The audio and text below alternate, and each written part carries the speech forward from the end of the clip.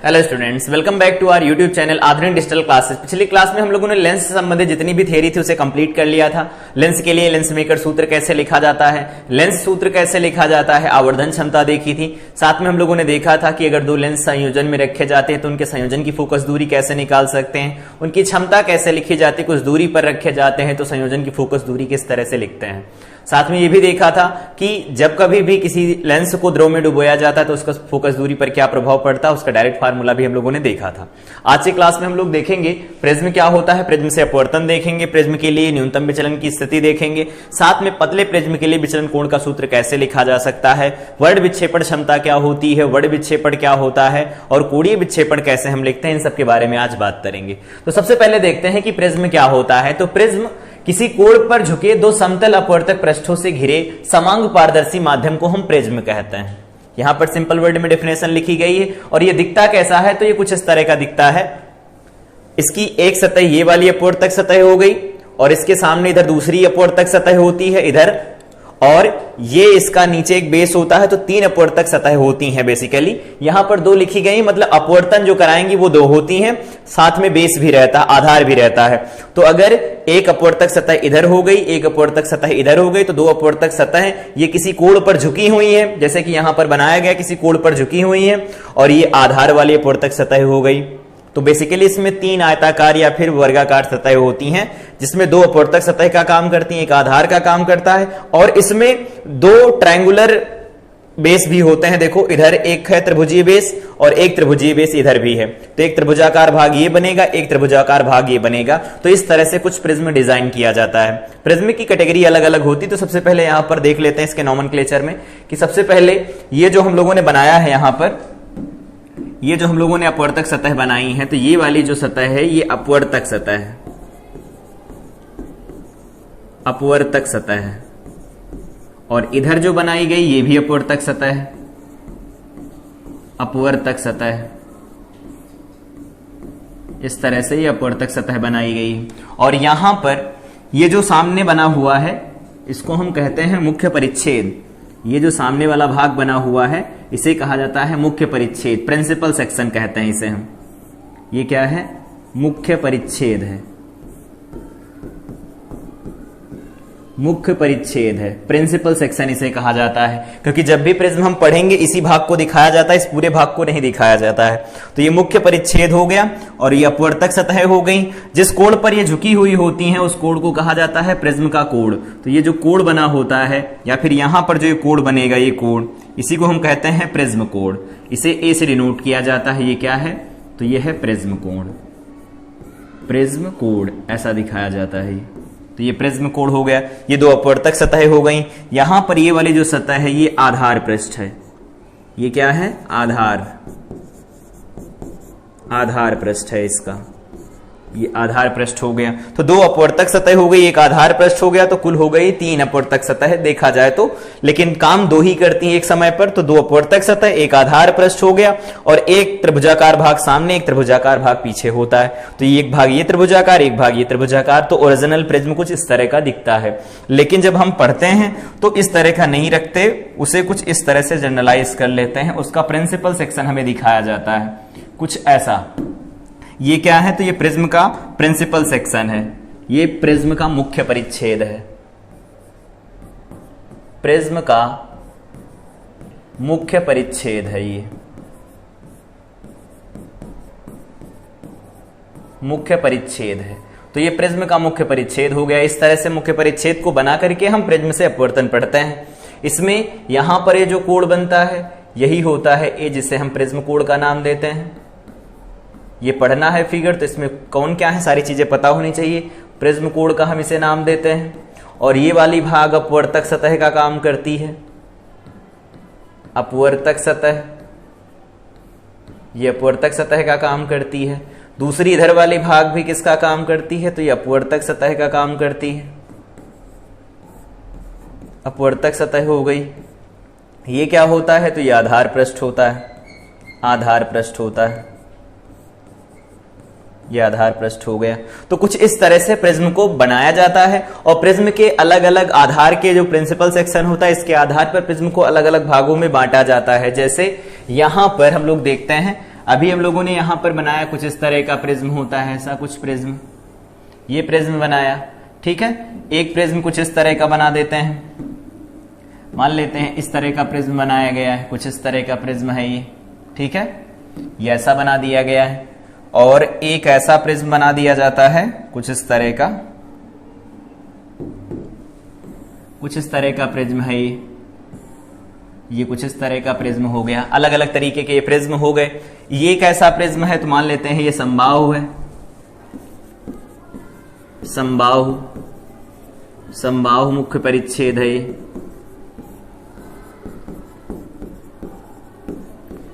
ये कैसा है तो ये समकोणीय है, समकोणीय मुख्य परिच्छेद,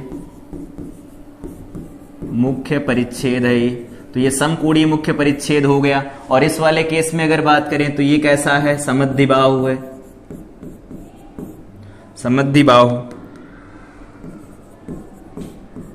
समद्विबाहु मुख्य परिच्छेद है इसका, ये समद्विबाहु मुख्य परिच्छेद हो गया। तो अलग अलग प्रिंसिपल सेक्शन के आधार पर जो प्रिज्म बनाए जाते हैं वो अलग अलग होते हैं। कुछ समबाहु होते हैं, कुछ समकोणीय होते हैं, कुछ समद्विबाहु होते हैं। समद्विबाहु का मतलब जो आधार पृष्ठ के साथ अपवर्तक सतहें जो कोण बनाएंगे ये कोण बराबर होंगे। अगर ये थीटा होगा तो ये भी थीटा होगा। इस समद्विबाहु का मतलब ये है। समकोणीय का मतलब यहां पर ये जो कोण बन रहा है एक कोण कैसा होना चाहिए, 90 डिग्री होना चाहिए। और समबाहु में हम जानते हैं समबाहु त्रिभुज की शर्त क्या होती है, प्रत्येक कोण का मान कितना होना चाहिए, 60 डिग्री होना चाहिए। तो कभी कभी न्यूमेरिकल में क्या होता है, ऐसा दिया जाता है समबाहु त्रिभुज है, समबाहु उसका मुख्य परिच्छेद दिया गया है तो वहां पर प्रिज्म कोण नहीं बताया जाता है, तो उसे हमें 60 लेकर के चलना है। तो ये हो गए मुख्य परिच्छेद के आधार पर प्रिज्म को हम 3 अलग अलग भागों में बांट सकते हैं। ये हो गई प्रिज्म की डेफिनेशन। इस तरह का प्रिज्म बनाकर प्रिज्म से अपवर्तन कराया जाता है। तो देखते हैं प्रिज्म से अपवर्तन होगा तो क्या होगा। तो यहां पर लिखा है प्रिज्म द्वारा किसी प्रकाश किरण के मार्ग में हुए विचलन का व्यंजक, लेकिन पहले अपवर्तन हम देखते हैं फिर व्यंजक निकालेंगे। तो इसके लिए एक प्रिज्म बनाते हैं। यहां ये कोई प्रिज्म बना दिया हम लोगों ने, ऐसा कोई प्रिज्म है, इस पर प्रकाश आकर के आपतित हो रहा है, इधर से प्रकाश आकर के आपतित हुआ कुछ इस तरह से। अब ये प्रकाश यहां पर जैसे आकर के आपतित होगा, बाहर क्या है, वायु है, बाहर क्या है, वायु है। और वायु का अपवर्तनांक क्या लिखा जाता है, तो वो अगर μ1 लिखते हैं तो वो किसके बराबर हो जाता है, 1 के बराबर हो जाता है। और जो प्रिज्म दिया गया है, प्रिज्म के पदार्थ का अपवर्तनांक म्यू है, ये क्या है, म्यू है इसका अपवर्तनांक। तो प्रकाश अगर आकर के आपतित होगा तो हम लोगों को पता है यहां पर अभिलंब खींचना पड़ेगा। तो इस सतह पर एक अभिलंब खींच देते हैं कुछ इस तरह से, ये अभिलंब खींच दिया गया। अब प्रकाश किरण देखो विरल से सघन माध्यम में जाएगी, सघन ही होगा प्रिज्म का पदार्थ, तो विरल से सघन में जाएगी तो क्या होगा इसके साथ, ये अभिलंब से अभिलंब की ओर झुकेगी। तो इसको सीधे जाना चाहिए था, कुछ इस तरह से इसे सीधे जाना चाहिए था। मान लेते हैं ये इसका सीधा रास्ता था, ऐसा सीधा रास्ता था इसका, लेकिन सीधे ना जाकर के अब अपने मार्ग से विचलित होगी, और अपने मार्ग से विचलित होगी तो कुछ इस तरह से जाएगी, ऐसे जाएगी, ठीक है।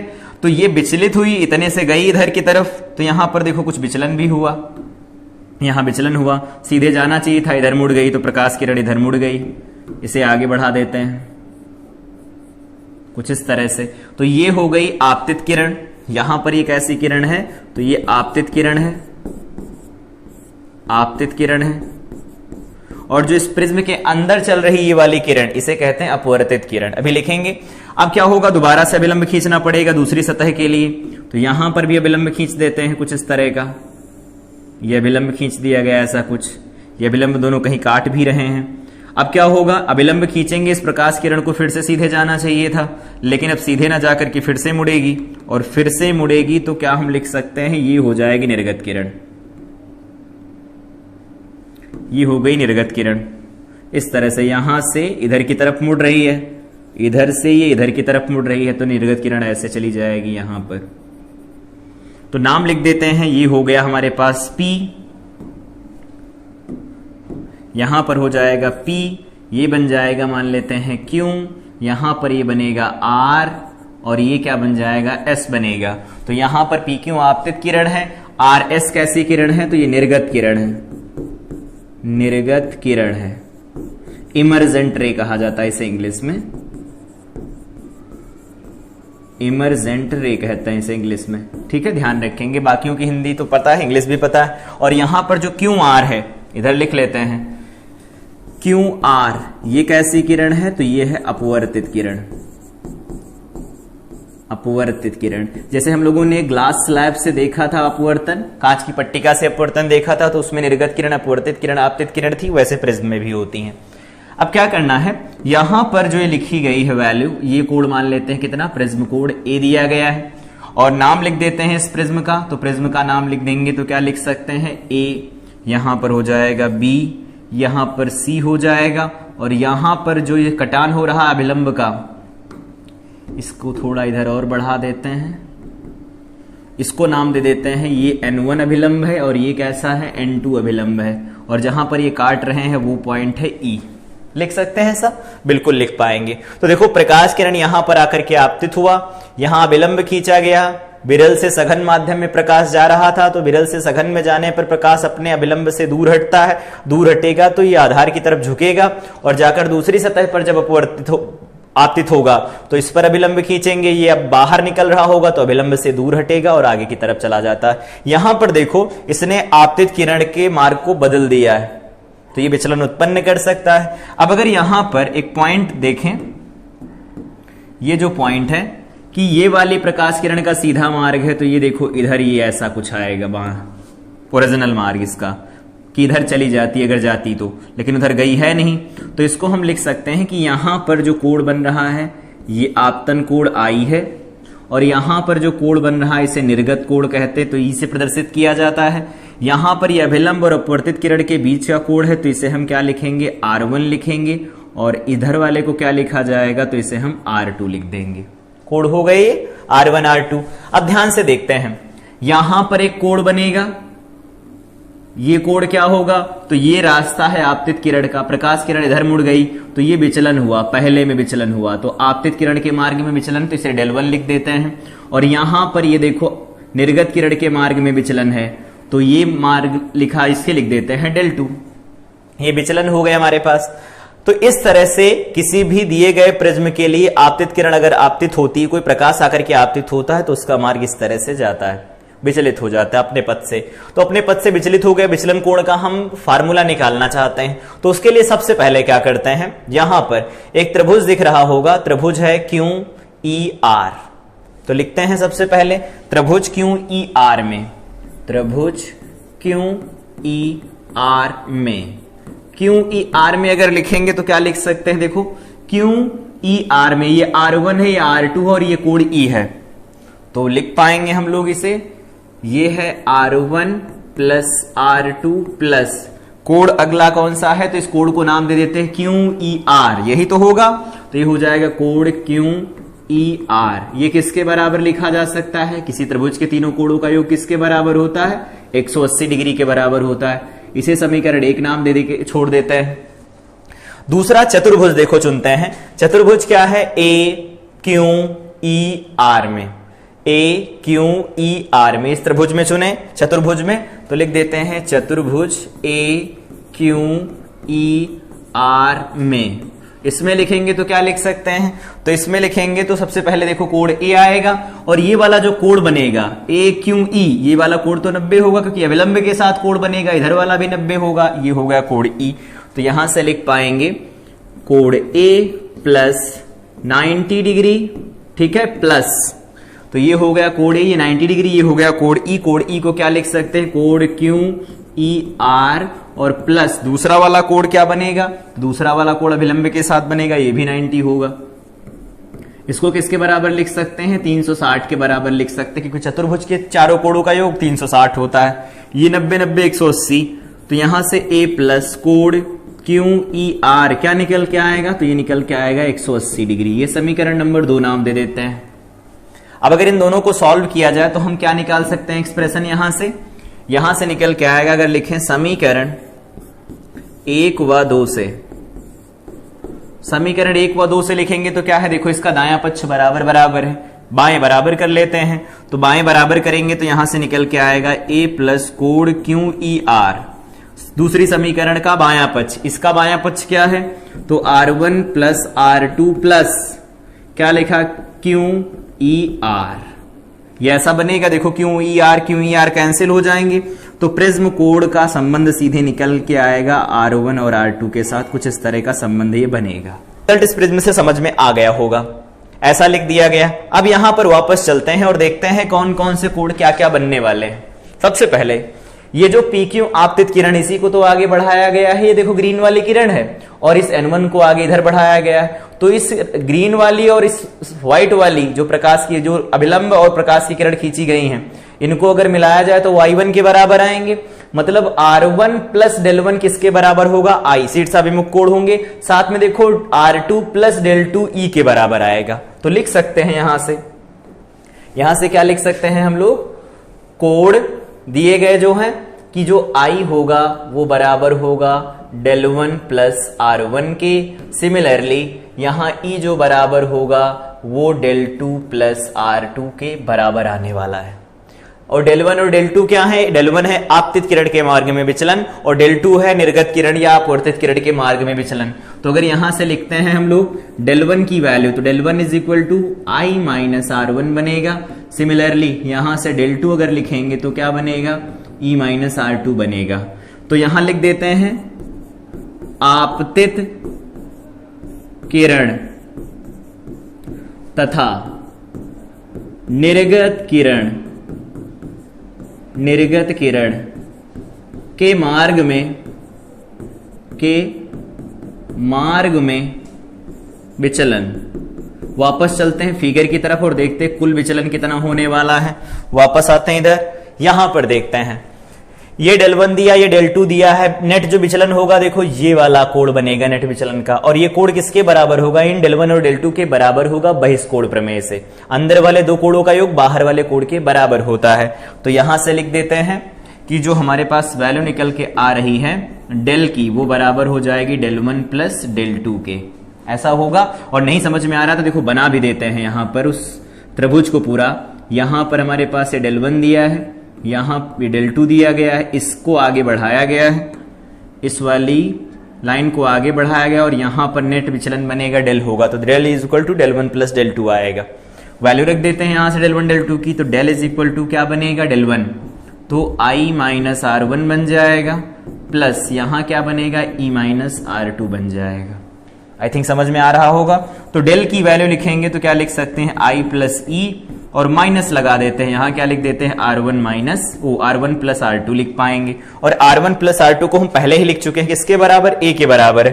तो यहां से जो डेल निकल के आएगा, यहां से डेल जो निकल के आएगा वो क्या लिखा जा सकता है, वो लिखा जाएगा del is equal to I plus E, तो I प्लस E, और यहां पर माइनस में क्या लिख सकते हैं, A लिख सकते हैं। इसे लिख देते हैं समीकरण नंबर 3। तो ये हमारे पास विचलन का फार्मूला निकल के आया। तो यहां पर ये लिख सकते हैं प्रिज्म से, ये प्रिज्म द्वारा आपतित किरण के मार्ग में विचलन है, ये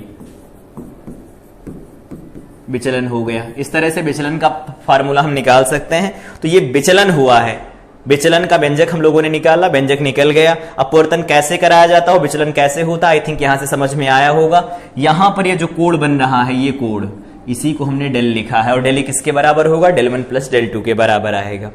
अब क्या करना है, ये तो हमारे पास डेल का एक्सप्रेशन मिल गया कि डेल का एक्सप्रेशन इस तरह से कैलकुलेट कर सकते हैं, और साथ में ए का जो एक्सप्रेशन है वो हमारे पास पहले से है। वो क्या लिखा गया है, A is equal to R1 plus R2। ये दो अलग अलग हमारे पास एक्सप्रेशन बने हुए हैं। अब करना क्या है, करना यह है कि अगर हम इस विचलन को या तो डायरेक्ट निकाल लेते हैं स्नेल लॉ लगा करके, अगर डायरेक्ट नहीं निकालते हैं तो हमें यहां पर क्या करना होगा, इस दिए गए जो भी डेल का एक्सप्रेशन ये दिया गया है, इसका ग्राफ बनाना पड़ता है। और इसका ग्राफ बनाते हैं तो देखते हैं कि ये न्यूनतम विचलन कब बनता है। तो न्यूनतम विचलन के लिए ग्राफ बनाते हैं सबसे पहले। तो हेडिंग है आपतन कोण तथा विचलन कोण के बीच वक्र। ये तो इसका ग्राफ कुछ इस तरह से खींचा जाता है। ये हो गया एक अक्ष, ठीक है, ये दूसरा अक्ष हो गया हमारे पास, ठीक है, एक एक्स हो गया, मान लेते हैं एक वाई हो गया, एक तरफ विचलन दिया गया है यहां पर डेल, और एक तरफ यहां पर आपतन कोण आई दे रखा है। ठीक है, अब अगर बात करते हैं यहां पर इसका कि ग्राफ कैसे आने वाला है, तो इसका ग्राफ कुछ इस तरह से निकल के आएगा, ऐसा ग्राफ बनता है, ये ऐसा कुछ ग्राफ बनता है। और इस ग्राफ की जो खास बात होती है वो यहां से देख सकते हैं, यहां पर देखो ये वैल्यू मिलेगी हमें कोई, और इसके सापेक्ष यहां पर एक विचलन मिलेगा, और साथ में अगर यहां पर एक सीधी लाइन ड्रॉ की जाती तो यहां पर एक विचलन मिलेगा, यहां पर कुछ ऐसा मिलने वाला है, यहां कुछ ऐसा मिलेगा, ये ऐसा कुछ। तो ये हमारे पास वैल्यू अलग अलग विचलन कोण की निकल के आएंगी। तो यहां पर अगर हम लिख देते हैं ये I1 है हमारे पास, तो यहां पर ये क्या बन जाएगा, E1 बनेगा। और ये न्यूनतम विचलन कब मिलता है, तो जब ये वैल्यू बराबर हो जाती हैं, I बराबर E जब होता है तो उस समय जब विचलन मिलता है उसे डेल M कहते हैं। और डेल M का मतलब ये होता है कि ये कैसा है, न्यूनतम विचलन। ये प्रायोगिक ग्राफ है, न्यूनतम विचलन कुछ इस तरह से होता है। और यहां पर जो वैल्यू लिखी जाती है डेल की जनरल वैल्यू है, एक डेल की वैल्यू के लिए दो अलग अलग कोण हमारे पास निकल के आ रहे हैं। तो ये होता है आपतन कोण तथा विचलन कोण के बीच में जो वक्र खींचा जाता है, ये आपतन कोण हो गया, ये विचलन कोण हो गया। इसका ग्राफ कुछ इस तरह से निकल के आता है। अब न्यूनतम विचलन की शर्त क्या है, I बराबर E हो जाए। तो यहां पर लिख देते हैं, इधर न्यूनतम विचलन के लिए, न्यूनतम विचलन के लिए, न्यूनतम विचलन के लिए क्या लिख सकते हैं, तो न्यूनतम विचलन के लिए हम लोग लिख पाएंगे यहां से कि I बराबर में हो जाता है E के, R1 बराबर हो जाता है R2 के, साथ में डेल 1 बराबर हो जाता है डेल 2 के।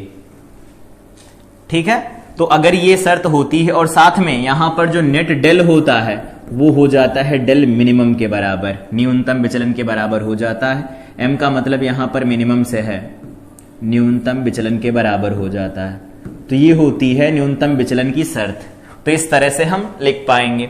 और न्यूनतम विचलन की शर्त अगर ये यहां पर लगाई जाती है, यहां पर इस पहले समीकरण और दूसरे समीकरण में, तो क्या लिख पाएंगे, तो यहां से लिख सकते हैं समीकरण 3 से, आई थिंक समीकरण 3 ही है, एक बार देख लेते हैं, तीसरी समीकरण है। ठीक है, तो यहां से लिख पाएंगे डेल हो जाएगा डेल मिनिमम के बराबर I प्लस E, तो I को हम I लिख देते हैं, E को भी I लिख देते हैं, और माइनस में यहां क्या था, A था। तो अगर A को इधर ले आए तो डेल M प्लस A बन जाएगा, इज इक्वल टू में बनेगा 2I।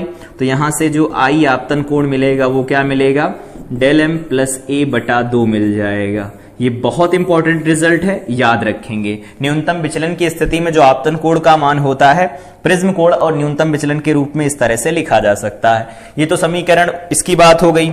यहां पर वापस चलते हैं, ये समीकरण हमारे पास दे रखी है, ये समीकरण यूज कर लेते हैं यहां पर जो दी गई है। तथा आगे लिखते हैं, तथा A बराबर क्या दिया था, R1 प्लस R2। तो R1 और R2 बराबर हो गए, तो मान लेते हैं ये R1 हो गया, और यहां पर R2 भी किसके बराबर, R1 के बराबर हो गया। यहां पर लिखना होगा, लिख देना, चूंकि R1 किसके बराबर है, R2 के बराबर है। तो यहां से A का फार्मूला क्या निकल के आएगा, 2R1 बन जाएगा। तो यहां से R1 का फार्मूला क्या बनेगा, दैट विल बी A/2। तो ये A/2 बनेगा फार्मूला हमारे पास। तो ये हो गया अपवर्तन कोण, ये हो गया आपतन कोण। और जब ऐसा हो जाएगा तो हम स्नेल का नियम लगा सकते हैं। यहां पर वापस आते हैं और ये सबसे पहले पृष्ठ बना देते हैं। ये है पहला पृष्ठ प्रिज्म का, जिस पर प्रकाश आकर के आपतित हो रहा है कुछ इस तरह से। ये आपतित होगा, यहां पर हम लोगों ने अभिलंब खींच रखा है। ये कोण क्या बन रहा है, I बन रहा है, और प्रकाश इधर जा रहा है, तो ये कोण कितना बन रहा है, ये R1 बन रहा है। सॉल्व कर देते हैं इसे। इधर अपवर्तनांक जो दिया गया है म्यू इज इक्वल टू 1 है, और इधर जो दिया गया है वो म्यू है। तो इस पर अगर स्नेल का नियम लगाएं, स्नेल के नियम से, स्नेल का नियम क्या कहता है, स्नेल का नियम कहता है साइन I इंटू में उस माध्यम का अपवर्तनांक, तो 1 हो गया। यहां पर साइन R लिखेंगे तो R1 लिख देते हैं, उस माध्यम का अपवर्तनांक तो म्यू हो गया। तो आई थिंक म्यू की वैल्यू देखो क्या निकल के आ रही है, साइन I डिवाइडेड बाई में क्या लिख सकते हैं, साइन R1 लिख सकते हैं। लिख पाएंगे ऐसा हम? बिल्कुल लिख पाएंगे। अब I और R1 की वैल्यू रख देते, तो I की वैल्यू और R1 की वैल्यू हमारे पास पता है।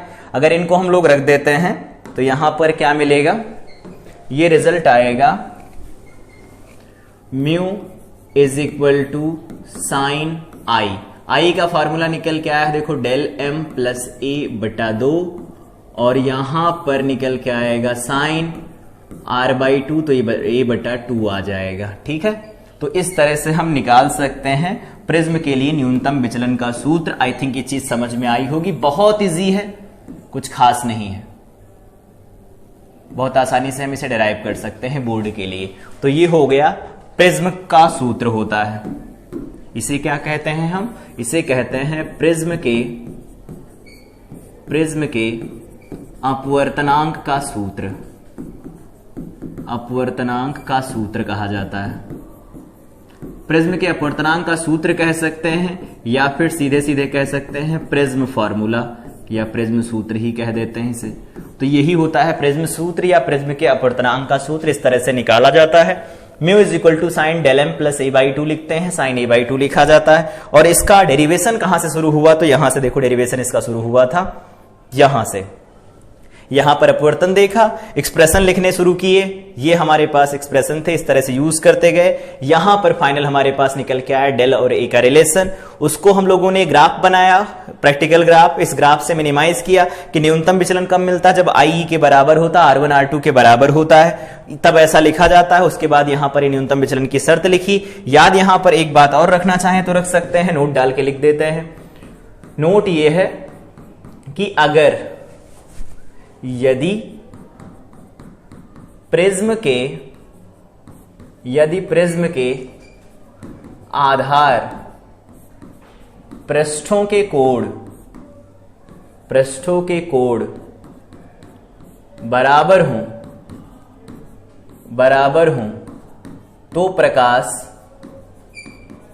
तो प्रकाश की अपवर्तित किरण इसके साथ क्या होगा, तो प्रकाश की अपवर्तित किरण आधार के समांतर होती है। आधार के समांतर होती है। तो कभी इसका रिलेशन पूछा जाए तो निकाल के बता भी सकते हैं कि ये ऐसा हो जाएगा।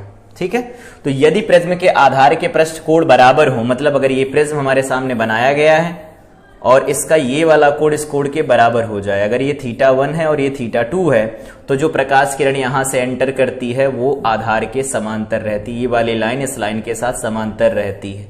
यही पॉइंट यहां पर लिखा गया है। तो ये न्यूनतम विचलन का ग्राफ हो गया। ग्राफ पेपर में आता है तो खींच सकते हैं। यहां पर ये फार्मूला निकल रहे थे, साथ में ये हम लोगों ने डेरिवेशन पूरा डिराइव कर लिया और यहां पर निकाल लिया फार्मूला प्रिज्म का। ये कुछ ऐसा रहा।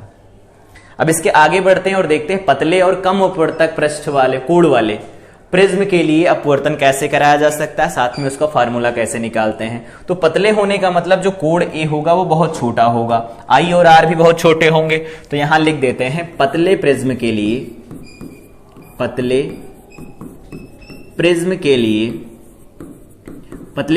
लिए क्या लिख सकते हैं, पतले प्रिज्म के लिए लिख सकते हैं जो फार्मूला भी हम लोगों ने लिखा है वो क्या बनने वाला है, तो म्यू इज इक्वल टू लिखा जा सकता है साइन, ये जो डेल m प्लस a/2 लिखा है ऐसे लिखा है, और यहां पर क्या निकल के आया है, साइन a/2 निकल के आया है। पतले प्रिज्म के लिए क्या होगा, पतले प्रिज्म के लिए जो sign del m plus a/2 होगा ये लगभग किसके बराबर हो जाएगा, डेल m प्लस a/2 के बराबर हो जाएगा।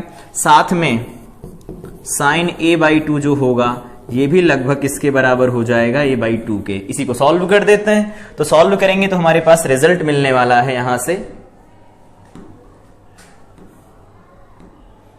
ये रिजल्ट मिल जाएगा कुछ इस तरह से, mu is equal to del m plus a/2 और यहां मिल जाएगा a/2। देखो 2 से 2 कट जाएगा, तो म्यू इज इक्वल टू क्या मिलने वाला है, तो म्यू इज इक्वल टू मिलेगा, देखो del m plus a divided by में a मिलेगा। मल्टीप्लाई करा देते हैं तो म्यू a बराबर में मिलेगा डेल m प्लस a, और अगर a को उधर ले जाए तो डेल m का रिलेशन क्या मिलेगा, तो ये मिल जाएगा mu a minus a, that means del M जो निकल के आएगा that will be a times of mu minus 1।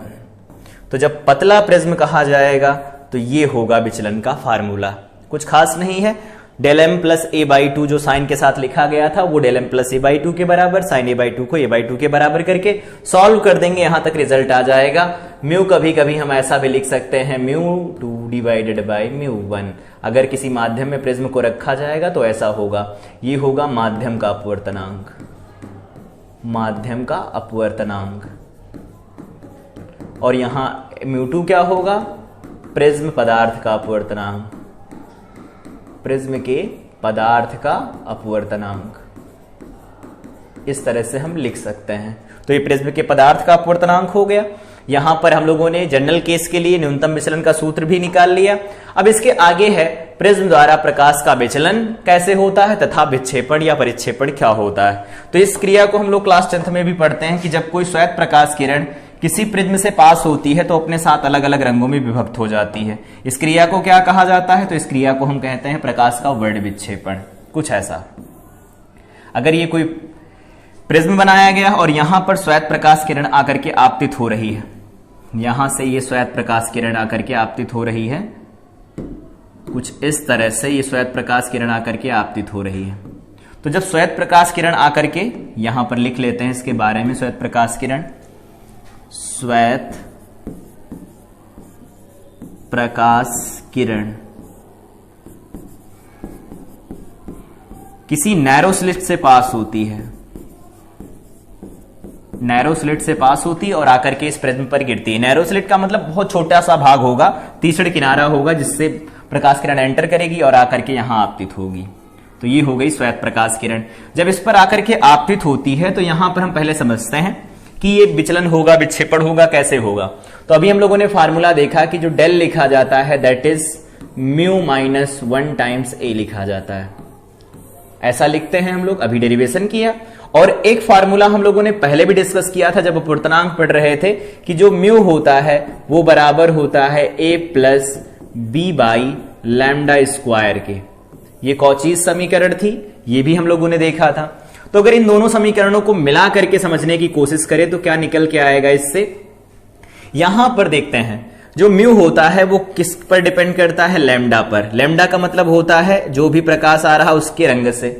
तो अगर यहां पर अलग अलग रंग मिलेंगे तो अलग अलग रंग मिलने का मतलब उनका लैम्डा अलग अलग है। अगर लैम्डा अलग अलग होगा तो उस हर अलग लैम्डा के लिए प्रिज्म के पदार्थ का अपवर्तनांक बदलेगा। और प्रिज्म के पदार्थ का अगर अपवर्तनांक बदलेगा तो यहां से देख सकते हैं प्रिज्म के पदार्थ का अपवर्तनांक बदलने से उस रंग का विचलन अलग अलग होगा। और रंग का विचलन अगर अलग अलग होगा तो वो रंग हमें अलग अलग दिखाई देगा। इसी को कहते हैं वर्ण विक्षेपण।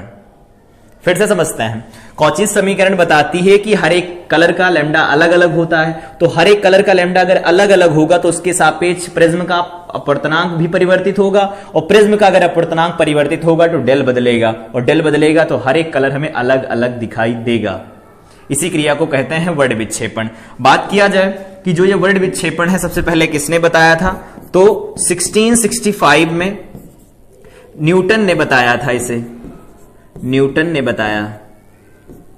बताया कि श्वेत प्रकाश 7 रंगों का मिश्रण है। ये बात सबसे पहले बताई थी सर आइजैक न्यूटन ने 1665 में। अगर बात किया जाए इससे पहले भी इसका डिस्कशन किया गया था। तो ऋग्वेद में भी बताया गया है कि जो प्राकृतिक प्रकाश होता है, जो नेचुरल लाइट होती है, जो सन से हमें लाइट मिलती है, वो 7 अलग अलग रंगों से मिलकर के बनी होती है। तो सबसे पहले ऋग्वेद में बात की गई थी। उसके बाद में 1665 में सर आइजैक न्यूटन ने भी बताया था कि जो श्वेत प्रकाश होता है वो 7 अलग अलग रंगों से मिलकर के बना होता है। और जब ये श्वेत प्रकाश की किरण किसी प्रिज्म पर आकर के आपतित होती तो 7 अलग अलग रंगों में विभक्त हो जाती। कारण हम लोगों ने देख लिया। अब इसका विक्षेपण भी देख लेते हैं कैसा होगा। तो यहां पर हम लोग कुछ इस तरह का बनाते हैं कि यहां से प्रकाश किरण चलेगी कुछ ऐसा, यहां से प्रकाश किरण चलेगी कुछ ऐसा होगा। एक प्रकाश किरण हो गई, दूसरी ये हो गई, तीसरी ये हो गई, चौथी प्रकाश किरण कुछ ऐसा, पांचवी प्रकाश किरण कुछ ऐसी बनेगी, ये ऐसी हो गई, छठी हो गई, और यहां पर ये सातवीं प्रकाश किरण हो गई। 7 अलग अलग रंगों में बट गया। अब अगर आगे सामने यहां पर हम एक पर्दा रखते हैं, उस पर्दे पर इस स्पेक्ट्रम को बनाते हैं, जो यहां पर ये व्यवस्थित रंगों का समूह मिल रहा है, इसे स्पेक्ट्रम कहा जाता है। तो अगर हम इसे बनाने की कोशिश करें तो क्या होगा, ये यहां पर जाएगा,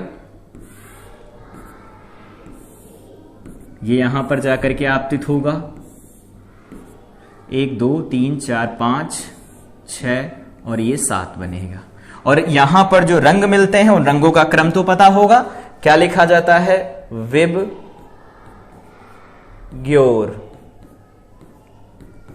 इसका मतलब क्या होता है, मतलब क्या हुआ, वॉयलेट हो गया। इस आई का मतलब क्या होता है, इंडिगो, इंडिगो हो गया। ये होता है ब्लू, नीला, और ये हो गया ग्रीन, ये ग्रीन मिलता है। ये येलो होता है, ये हो गया ऑरेंज, ऑरेंज मिलता है। और यहां पर फाइनली हमें क्या मिलता है, रेड मिलता है। अब अगर यहां से बात किया जाए वॉयलेट से लगा करके रेड तक, तो जो ये हमें व्यवस्थित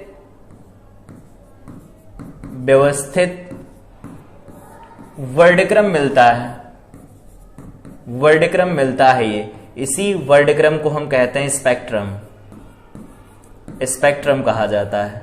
तो ये स्पेक्ट्रम हो गया।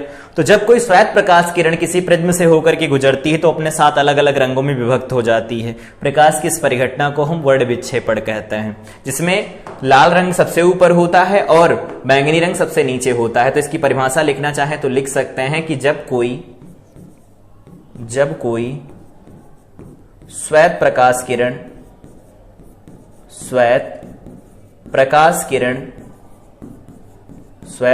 किरण किसी प्रिज्म से होकर गुजरती है, प्रिज्म से होकर गुजरती है तो वह 7 अलग अलग रंगों में विभक्त हो जाती है, अलग अलग रंगों में विभक्त हो जाती है, विभक्त हो जाती है, हो जाती है। यह क्रिया प्रकाश का वर्ण विक्षेपण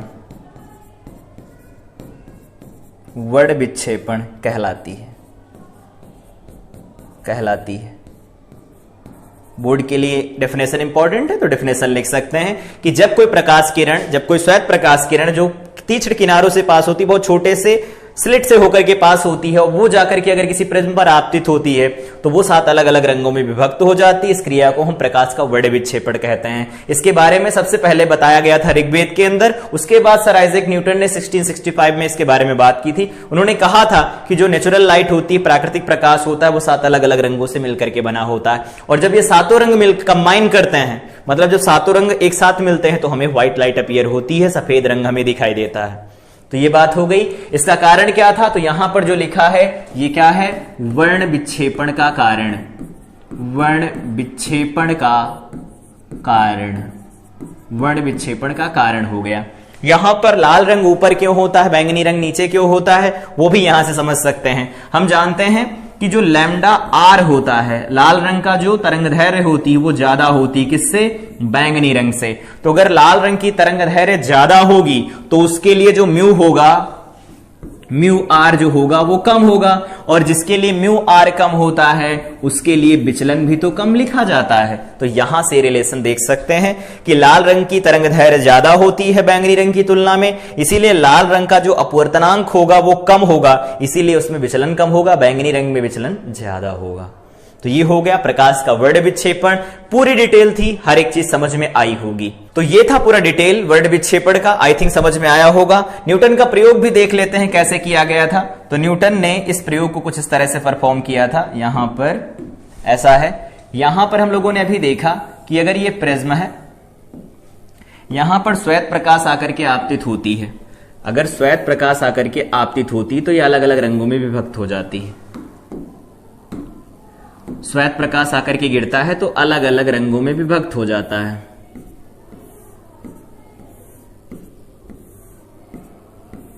ऐसा 1 2 3 4 5 6, एक और बना देते हैं, 7 रंगों में विभक्त हो गया।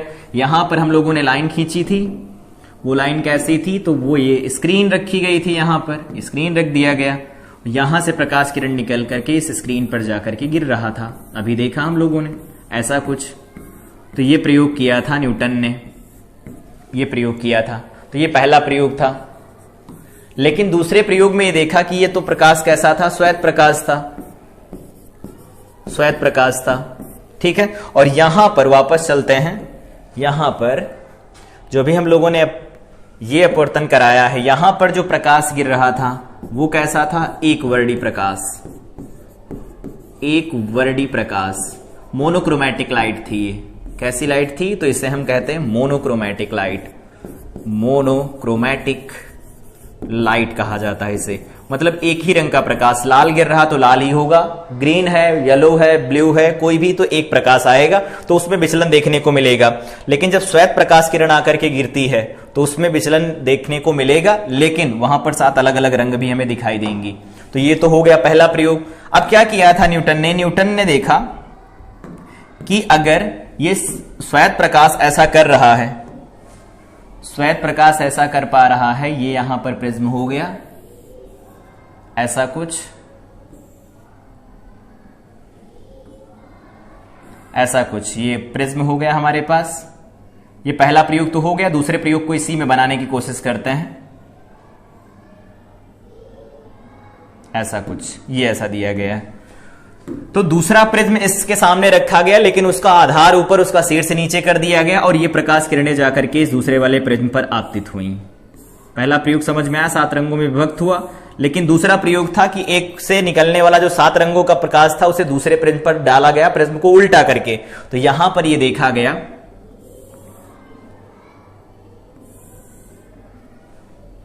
कि ये कंबाइन हो रही किरणें, यहां पर किरणें ये क्या हो रही हैं, एक दूसरे के साथ मिल रही हैं एक ही बिंदु पर जाकर के। और वहां से क्या देखा गया, यहां से देखा गया कि एक प्रकाश, श्वेत प्रकाश इधर फिर से बाहर निकला। ये क्या था, श्वेत प्रकाश था, ये श्वेत प्रकाश दोबारा बाहर निकला। तो ये न्यूटन का प्रयोग था कि यहां से श्वेत प्रकाश जाता है, प्रिज्म में 7 अलग अलग रंगों में विभक्त होता है बड़े विक्षेपण के कारण, और अगर फिर से इस प्रिज्म के साथ कंबाइन कराया जाता है तो फिर से ये व्हाइट लाइट अपीयर होती है, सफेद प्रकाश देखने को मिलता है। तो उन्होंने ये कंक्लूजन निकाला कि 7 रंग जब एक साथ मिलते हैं तो हमें सफेद दिखाई देता है, और वो सफेद रंग जब टूटता है तो 7 अलग अलग रंगों में दिखाई देता है। आगे जब हम लोग अगली क्लास में पढ़ेंगे तो यहां पर इंद्रधनुष के बारे में भी पढ़ा जाएगा, सारी चीजों के बारे में पढ़ेंगे। तो अभी तो ये न्यूटन का प्रयोग था। वर्ण विक्षेपण की परिभाषा क्या थी, वर्ण विक्षेपण होता क्यों है, उसका कारण क्या है, सारी बातें यहां पर पता चल रही होंगी। अब इसके आगे बढ़ते हैं, कोणीय विक्षेपण क्या होता है। तो कोणीय विक्षेपण को ऐसे परिभाषित किया जाता है कि अगर कोई, यहां पर ये प्रिज्म है हमारे पास, इस प्रिज्म पर आकर के प्रकाश आपतित होता है, श्वेत रंग का प्रकाश आकर के आपतित होता है, तो ये 7 रंगों से मिलकर के बना होता है, अभी हम लोगों ने देखा। तो यहां पर लाल रंग, ये जो लाल रंग है, ये लाल रंग, और दूसरा यहां पर दिया गया है, ये ऐसा कुछ लाल रंग है, और एक है बैंगनी रंग। तो बैंगनी रंग कुछ इस तरह से बना लेते हैं, मान लेते हैं ऐसा कुछ है बैंगनी रंग, नीले से बना ही लेते हैं, बैंगनी रंग मान लेते हैं ऐसा कुछ। यहां पर इनमें जो विचलन आएगा, इसको आगे बढ़ाएंगे तो क्या होगा, ये मुड़ेगा आधार की तरफ, और ये वाला भी मुड़ेगा आधार की तरफ, ये ऐसा होता है। तो इसकी जो ओरिजिनल लाइन है, इसका जो मुख्य पथ था, मुख्य पथ तो ये वाला था, इधर जाना चाहिए था प्रकाश को, इससे विचलन हुआ, तो ये जो विचलन होता है इसे कहते हैं डेल आर, लाल रंग के प्रकाश के मार्ग में विचलन, और इसे कहते हैं बैंगनी रंग के प्रकाश के मार्ग में विचलन। तो कोणीय विक्षेपण क्षमता को इसे परिभाषित ही किया जाता है, क्या होती है, तो कोणीय विक्षेपण क्षमता, कोणीय विक्षेपण, कोणीय विक्षेपण, कोणीय विक्षेपण पहले परिभाषित करते हैं। तो कोणीय विक्षेपण किसके बराबर होता है, तो कोणीय विक्षेपण बैंगनी रंग, बैंगनी रंग तथा लाल रंग के बीच कोणीय फैलाव होता है। मतलब क्या है, अगर हम कोणीय विक्षेपण को परिभाषित करते हैं तो कोणीय विक्षेपण को थीटा से लिखा जाता है और ये लिखा जाता है डेल, यहां पर देखो ये लिखते हैं हम del R del V minus del R, क्योंकि डेल वी ज्यादा है डेल आर कम है, तो इस तरह से परिभाषित किया जाता है इसे। बैंगनी रंग और लाल रंग के बीच का जो विचलन होता है उसका अंतर कोणीय विक्षेपण कहलाता है। कोणीय विक्षेपण को थीटा से प्रदर्शित करते हैं, del V minus del R होता है। इसको मापा किस में जाता है, तो कोण है तो रेडियन में माप सकते हैं या फिर किस में माप सकते हैं, डिग्री में मापा जा सकता है। तो अलग अलग रंग के लिए अलग अलग होता है, तो हर एक रंग का विचलन अलग अलग होता है, लेकिन जब कोणीय विक्षेपण परिभाषित किया जाता है तो लाल और बैंगनी रंग के अंतर के बारे में बात करते हैं। तो बैंगनी रंग का विचलन और लाल रंग के जो विचलन का अंतर होता है उसे हम कोणीय विक्षेपण कहते हैं। जनरल डेफिनेशन है, बहुत आसान है। अगर बात करें कि वर्ड विक्षेपण क्षमता क्या होती है, तो वर्ड विक्षेपण क्षमता ऐसे लिखी जाती है, ओमेगा से लिखते हैं इसे, ओमेगा से, और ये होती थीटा डिवाइडेड बाई में डेल वाई। ठीक है, डेल वाई में डेल एम भी कभी कभी लिखा मिल सकता है। तो थीटा की वैल्यू भी हम लोगों ने देखी, यहां पर दोबारा से इसका फार्मूला लिखना चाहें तो लिख सकते हैं। अगर हम लोग लिखते हैं डेल वी का एक्सप्रेशन, तो ये क्या लिखा जाएगा, ए इंटू म्यू किसका, वायलेट का -1 लिखेंगे, और डेल आर लिखें तो क्या लिख सकते हैं, ये ए लिखेंगे, यहां पर लिखा जाएगा लाल रंग का विचलन और मतलब अपवर्तनांक -1, तो ये माइनस ए लिखना है, तो थीटा इज इक्वल टू लिखा जाता है del V minus del R. तो क्या बनेगा, यहां से इसमें से इसको माइनस करवाएंगे तो ए बन जाएगा, यहां से देखो बनेगा डेल वी, माइनस में बन जाएगा म्यू वी, माइनस में बन जाएगा म्यू आर। तो ये थीटा का एक्सप्रेशन निकल के आता है। तो कभी हमें यूज करना हो तो थीटा का एक्सप्रेशन यूज कर सकते हैं। पतले प्रिज्म के लिए भी विचलन देखा, del is equal to A into mu -1 लिखा जाता है, म्यू उसका जो रंग होगा। तो अलग अलग केस में अलग अलग बनता है। वर्ड विक्षेपण क्षमता को इस तरह से परिभाषित किया जाता है, थीटा तो अभी आया A into mu V minus mu R divided by में, यहां पर जो ये y लिखा जाता है डेल y, इसको हम ऐसे लिखते हैं a इंटू म्यू वाई -1, और म्यू y नहीं दिया होता है तो म्यू y निकालने का तरीका होता है mu v plus mu R divided by में 2 लिखा जाता है। ये होता है माध्य रंग से विचलन के रूप में परिभाषित करते हैं इसे। तो यहां पर हम लोग क्या लिख सकते हैं, तो यहां पर लिख सकते हैं a into mu Y -1, A से ए कट जाएगा तो क्या निकल के आएगा, mu V minus mu R divided by में क्या लिख सकते हैं, म्यू वाई -1। ये होती है विक्षेपण क्षमता। तो विक्षेपण क्षमता को परिभाषित कर दिया। अब अगर बोर्ड में डेफिनेशन लिखनी हो कि क्या होती है, तो लिख सकते हैं कोणीय विक्षेपण तथा माध्य रंग का विचलन, माध्य रंग का विचलन का अनुपात कोणीय विक्षेपण क्षमता कहलाता है या कहलाती है, जो भी लिखना हो कहलाती मान लेते तो कहलाती है। इस तरह से परिभाषित कर दिया गया। इसके बारे में खास बात क्या होती है, अगर यहां से देखें हम लोग तो ओमेगा इज इक्वल टू अभी देखा थीटा डिवाइडेड बाई में क्या आया, डेल वाई आया। तो अगर थीटा को लिखा जाए, डेल वाई तो कांस्टेंट है ही, तो यहां पर ये जो निकल के आ रहा है थीटा वो डायरेक्टली प्रोपोर्शनल किसके है, ओमेगा के डायरेक्टली प्रोपोर्शनल आ रहा है। वर्ड विक्षेपण क्षमता को हम लोग ओमेगा से दिखाते हैं। इसका मतलब थीटा क्या है, फैलाव, ये फैलाव है, और यहां पर ओमेगा क्या है, तो विक्षेपण क्षमता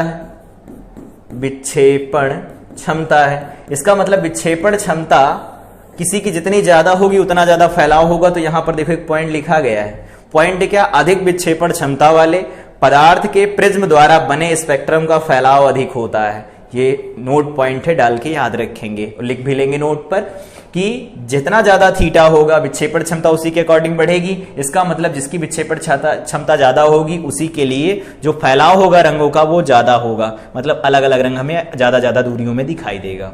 तो तो ये वर्ड विक्षेपण क्षमता हो गई। यहां पर हम लोगों ने पढ़ा कि कोणीय विक्षेपण को कैसे परिभाषित करते हैं, तो ये अंतर होता है किसका, बैंगनी रंग और लाल रंग के विचलन का अंतर होता है। उसका फार्मूला भी निकल के आया, वो डेराइव कर लिया। साथ में यहां पर देखा न्यूटन का पहला प्रयोग कि श्वेत प्रकाश किरण प्रिज्म में जाता है, 7 रंगों में विभक्त होता है, लेकिन अगर उसके सामने एक उल्टा प्रिज्म रखा जाता है तो वही 7 रंग अलग अलग कंबाइन हो जाते हैं और मिलकर के श्वेत प्रकाश बनाते हैं। ये बात सबसे पहले न्यूटन ने बताई थी, इससे पहले भी ऋग्वेद में दी गई थी। वर्ड विक्षेपण का कारण वहां हो गया, वर्ड विक्षेपण कैसे कराया जा सकता है, उसकी परिभाषा क्या है। यहां पर जो व्यवस्थित वर्णक्रम मिलता है उसे हम स्पेक्ट्रम कहते हैं। साथ में यहां पर पतले या कम अपवर्तक कोण वाले प्रिज्म के लिए अपवर्तन का सूत्र निकाला गया। देखो ये अपवर्तन का सूत्र आया। साथ में यहां पर हम लोगों ने कहा अगर प्रिज्म को किसी माध्यम में रखा गया जिसका अपवर्तनांक दिया गया हो तो म्यू की जगह पर यह इस्तेमाल किया जाएगा। यहां पर हम लोगों ने प्रिज्म के अपवर्तनांक का सूत्र निकाला न्यूनतम विचलन की स्थिति में। ये पूरा डेरिवेशन था, ये विचलन कोण और आपतन कोण में संबंध था और उसका ग्राफ था। इस तरह से हम लोगों ने यहां से कैलकुलेशन स्टार्ट की थी। ये हमारे पास हो गया प्रिज्म से अपवर्तन और यहां पर प्रिज्म के प्रकार उनके मुख्य परिच्छेद के आधार पर, और ये कंप्लीट थी प्रिज्म की परिभाषा। तो आज की क्लास में हम लोगों ने प्रिज्म की इंट्रोडक्शन क्लास कंप्लीट की है। अगली क्लास में हम लोग पढ़ेंगे प्रकीर्णन क्या होता है। साथ में हम लोग देखेंगे यहां पर न्यूनतम विचलन तो देख लिया, कुछ एक्स्ट्रा पॉइंट देखेंगे कि अधिकतम विचलन कब होता है, पूर्ण आंतरिक परावर्तन प्रिज्म की दूसरी सतह पर कैसे करवाया जा सकता है। इन एक्स्ट्रा पॉइंट्स के बारे में अगली क्लास में बात करेंगे। तो तब तक के लिए इस क्लास को रिवाइज करें। Till then I wish you all the best.